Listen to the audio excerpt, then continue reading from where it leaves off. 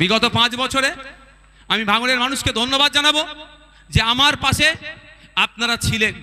আমি একটা সংবর্ধনা নিতে এসেছিলাম আপনাদের কাছে, সেই সংবর্ধনাতেই আপনি এক প্রার্থীকে রাস্তায় বসিয়ে দিলেন। আপনারা ধন্যবাদ আপনাদের।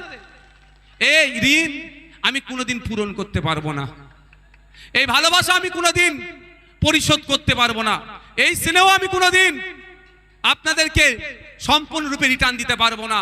তবে অনুরোধ এতটুকুই করব, চোখ কান খুলে রেখে চলবেন। কাগে কান নিয়ে যাচ্ছে বলে কাগের দিকে তাকাবার প্রয়োজন নাই, নিজের কানে হাত দিয়ে দেখুন যে নওশাদ সিদ্দিকীকে আমরা জিতিয়ে বিধানসভার মধ্যে পাঠিয়েছি। যে নওশাদ সিদ্দিকীকে জিতিয়ে আমরা বিধানসভার মধ্যে পাঠিয়েছি, সেই নওশাদ সিদ্দিকী ভাইজান আমাদের পাশে ছিল কি ছিল না, নাগরিকের পাশে ছিল কি ছিল না, না এসি রুমে বসেছিল আর 4.5 বছর পরে আসলো। আমি দায়িত্ব নিয়ে বলতে পারি এমন কোন বিধায়ক নাই যে তার বিধানসভায় নওশাদ সিদ্দিকী ভাঙড়ের বিধায়ক যে টাইম দিয়েছে সেই রকম টাইম দিয়েছে কেউ দেখাতে পারবে না। আমি কিন্তু বড় প্রোগ্রাম করিনি, বেশি বুথে বুথে চলে গেছি, মানুষের সমস্যা শুনে সমাধান করার চেষ্টা করেছি। বিজয়গঞ্জ বাজার থেকে দাঁড়িয়ে একটা কথা বলিয়েছিলাম, একটা কমিটমেন্ট করিয়েছিলাম শ্রদ্ধেয় সম্মানীয় বিমান স্যারকে, যদি আমরা সরকারে আসি হিমঘর করব। কিন্তু দুর্ভাগ্য ভাঙড় ছাড়া সারা রাজ্যের মানুষ বিজয় মূলের ট্যাপে পড়ে গিয়েছিল। আমি মনে করি আজকের দিনে সব থেকে চালাক সাহসী বিপ্লবী মানুষের নাম হচ্ছে ভাঙড়ের মানুষ।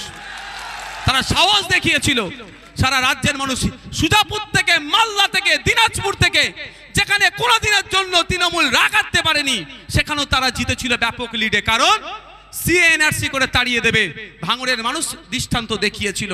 কিন্তু আজকে আমরা সেখানে ক্ষমতায় না যাওয়ার ফলে হিমঘর নিচে তৈরি করতে পারিনি।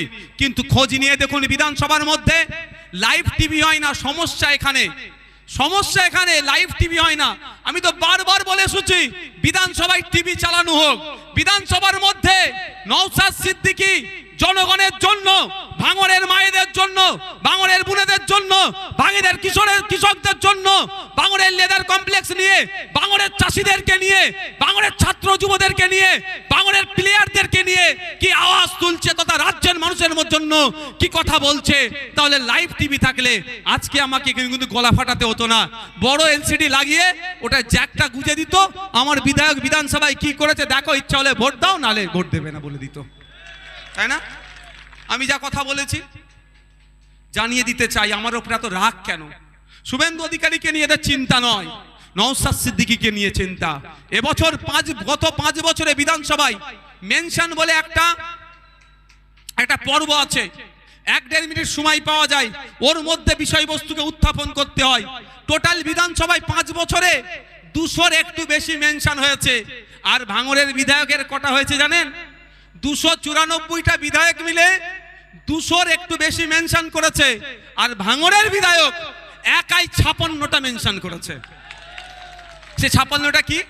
ভাঙড়ের হিমঘরটা দ্রুত মানুষের জন্য খুলে দিতে হবে, যেটা ভাঙড় আপনার পোলেরহাট 2 নম্বর অঞ্চলে যেটা তৈরি হচ্ছে বলছে। একবার নয় একাধিকবার। কি মেনশন করেছে? ভাঙড়ের একটা কলেজ 1998 সালে তৈরি হয়েছে 1 নম্বর ব্লকে, 2 নম্বর ব্লকে একটা কলেজ চাই। বিশেষ করে ভাঙড়ের মায়েরাও, বোনেরাও, আমার মেয়েরাও ছেলেদের সাথে পাল্লা দিয়ে পড়াশোনা করছে, তাই ভাঙড়ের মহিলাদের জন্য একটা গার্লস কলেজ দিতে হবে। এই মেনশন আমি বিধানসভার মধ্যে করেছি। আজকে আমি বলতে দুঃখ লাগছে, আমাদের রেজ্জাক ভাই ভাঙড়ের তিনি ভোটার, আমার রাজনৈতিক প্রতিদ্বন্দ্বী হলেও আমি দুঃখের সাথে বলছি আমার রেজ্জাক ভাই যে জন্য খুন হয়েছে, কারণটা কি? এই যে ভাঙড়ের কানেক্টিং ব্রিজটা, ওখানে কে কন্ট্রোল নেবে? পথের কাঁটা হয়ে দাঁড়িয়েছিল রেজ্জাক ভাই, তাকেও তারা খুন করে দিল।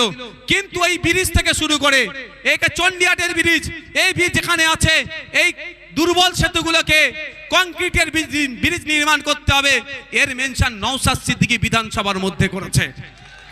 আজকে যে রাস্তায় লাইট দেখছেন, এই রাস্তা ঢালাই হচ্ছে, নওশাদ সিদ্দিকী বিধানসভার মধ্যে দাঁড়িয়ে ভাঙড়ের সার্বিক উন্নয়নের কথা বলেছে বলে বাধ্য হয়েছে সরকার এগুলো করতে।